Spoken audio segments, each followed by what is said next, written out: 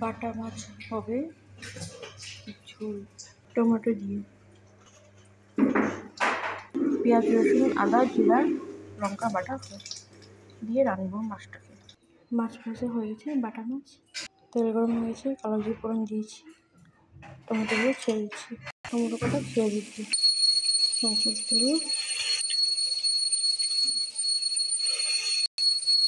নুন ভাজা ভাজা করে নিচ্ছি, একটু হালকা হালকা লাল করে ভেজে নিচ্ছি। ভেজেছে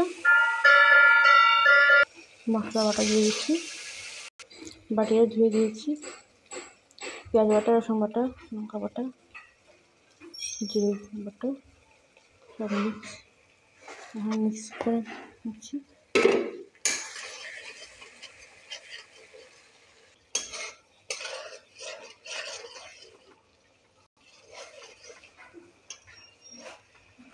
মশলাটা ভাজা ভাজা হয়ে গেছে, তেল ছেড়ে দিচ্ছি।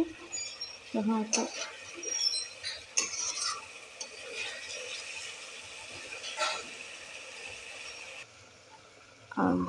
আন্দাজ মতো জল দিয়ে দিচ্ছি, 3টে মাছ ছেড়ে দিচ্ছি।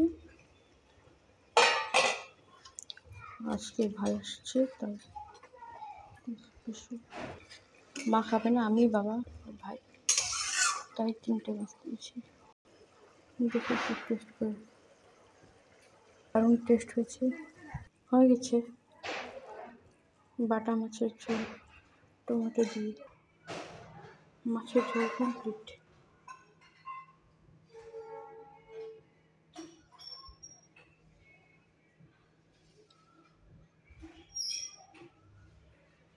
বাটা মাছ।